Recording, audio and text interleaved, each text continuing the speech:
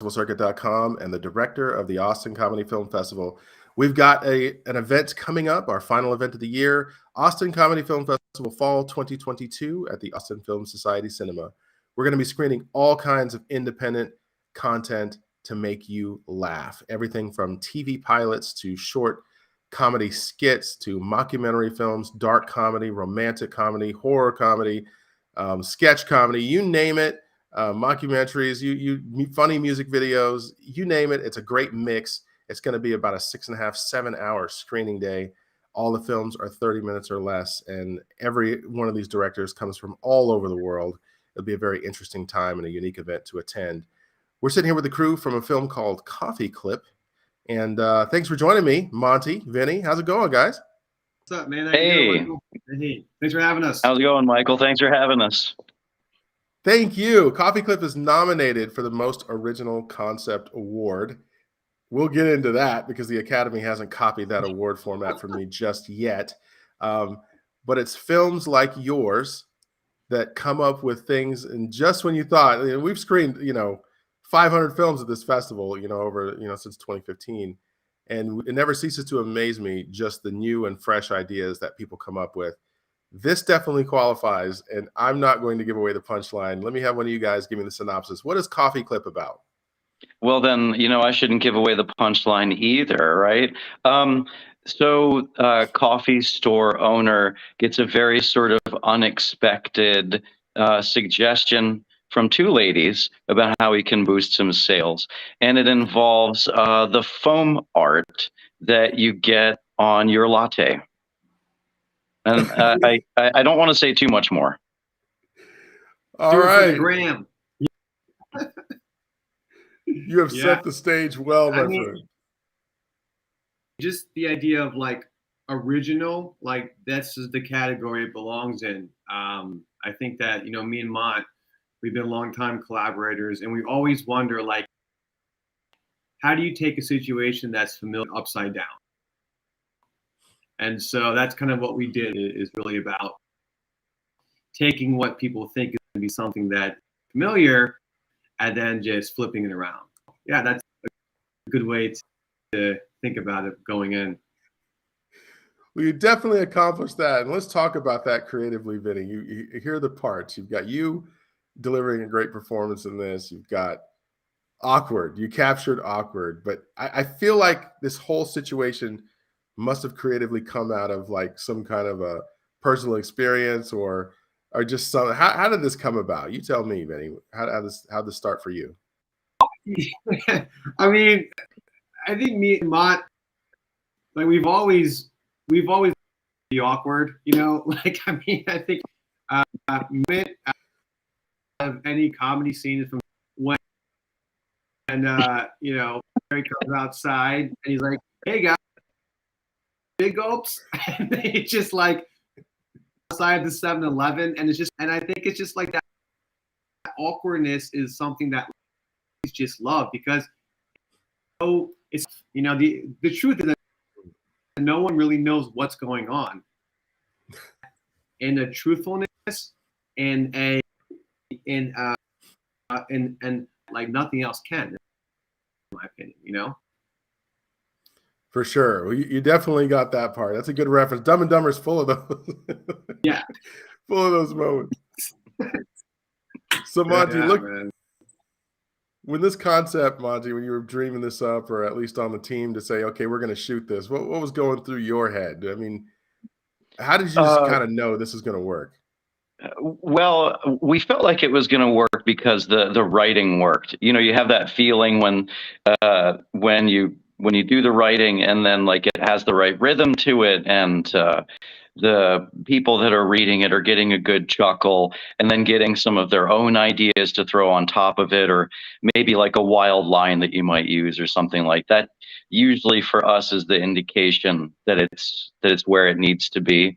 But in terms of us getting the idea for it, we got the location. We knew a guy that had a coffee shop, and so it was okay.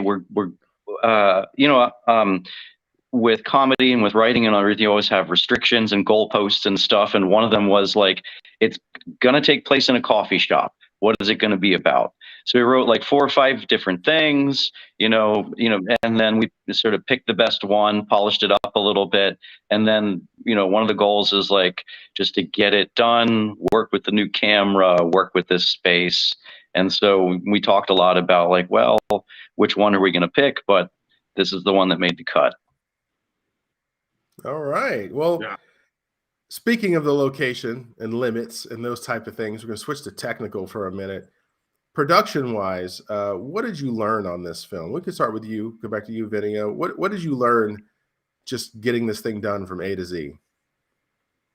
I mean, I think that, so to be honest, it was the first iteration of this. We wanted Starbucks to button. I'm kidding.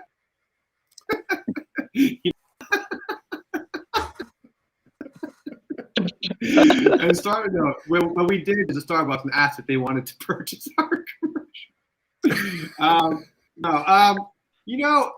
I feel like what people do, like comedy or in general with filmmaking, from what we found, is that like they try to like aim so they get stuck in this just like this trap of trying to get the thing set up and done, as opposed to and so for us it's like always about using what's around you, because like for comedy, man, like you don't have to have, it's not about shooting out using a helicopter, right? It's about like those moments, a funny scene in a coffee shop. You can write a funny scene at the fucking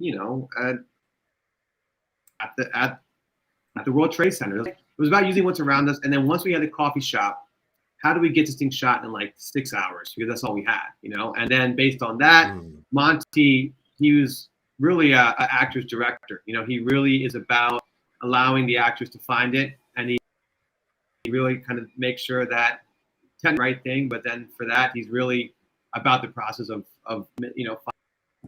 finding the funny, and that really helps. So. All right. What about you, Monty? I learned that there is a train tunnel right underneath the location, and so that was really helpful with sound. And I learned shooting on that particular location, just like how many machines are making noise and like all the sound restraint, all the problems that were created by the location that I didn't really anticipate because I never shot in a coffee shop before. But every location comes along with these kind of like challenges, restrictions, whatever you want to call it. So that keeping that from interrupting the flow of the comedy that you're trying to capture was one of the challenges that I didn't expect. So yeah, that was a little bit, but we also we shot in a roadside motel for a sketch we worked on, and there was just, if you're talking about distractions, oh my God, you can't even imagine. Like that's a whole thing. Yeah. Sure. Well, what do you guys have planned for the future? Let's talk about that. What are you working on next? This is obviously a fun project. I don't know. Is this a part of a series? Is this just kind of a one-off? Like what's going on here in the future? I'll start with you, Vinny. Yeah.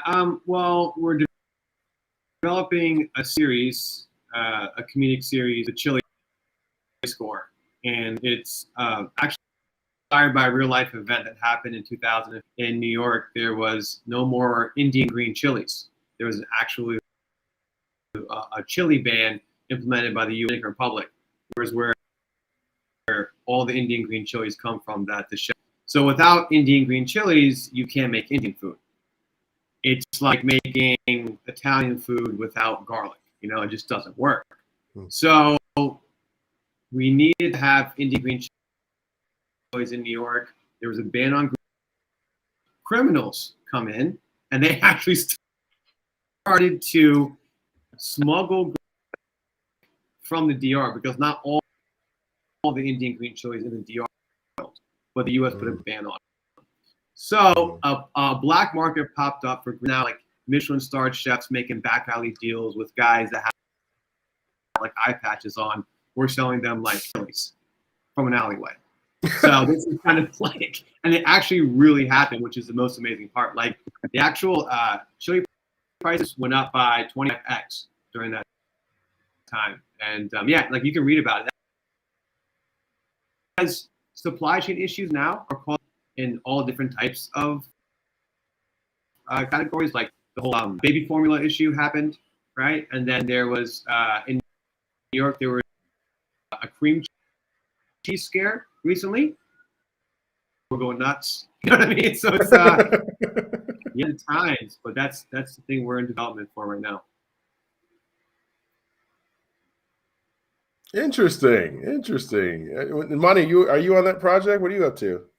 Yes, I'm a writer and a producer on that project.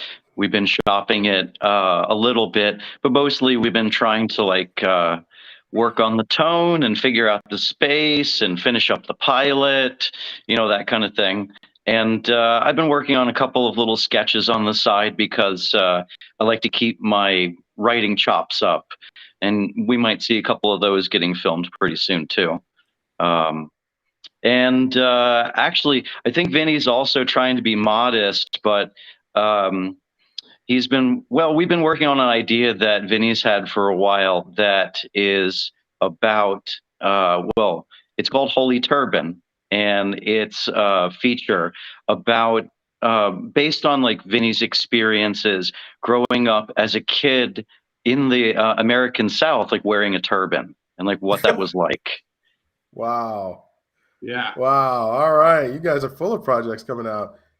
If someone wants to get in touch with you, what's the best way to do it? Just Instagram 1030_productions is the best. All right. We got that linked in the description. And is there anything else you want to add before we go? Yeah, I do. I want to thank the judges. Thank you, judges. Yeah. Thank you, everyone. Appreciate that. And I want to thank you for having us on. Thanks a lot. Yeah, congrats to all the success on the other film festivals too. That's amazing, Thank you. I got a great team that makes me look good, and we definitely have a lot of fun in a lot of different cities. So hopefully we'll see you at a future event. Hopefully we'll see you maybe in Portland or in Atlanta or something like that. And this is going to rock the house in Austin. I'm glad you're coming, and we're just looking forward to putting the film on screen. You make the judges look good, and this comedy is it's hilarious. So thank you, gentlemen. Thank you for your time. We got one last question before we go. We got one last question. Sure. What is your favorite part about laughing? About laughing?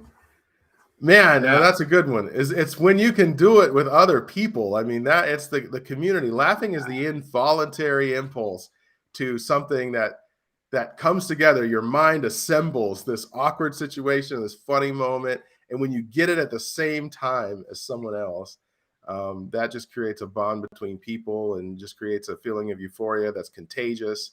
And comedy is just one of those things, man. It's just like nothing else to feel energized with people, especially in a theater. It's just really a fun experience. Mm-hmm. So. It's like 1 + 1 = 3. Isn't it? It's like when a joke hits, man. And, and I'll just add to that, when that one joke hits that one person got that other people didn't, that's funny too, that one reference, so I love comedy, man. It's my favorite. And there's a reason why there's a lot of people that come to this event that have nothing to do with any of the films, because they just know that we're going to put together a program to make them crack up. And I can't wait until they see yours. So thank you, gentlemen. Awesome. Have a good one.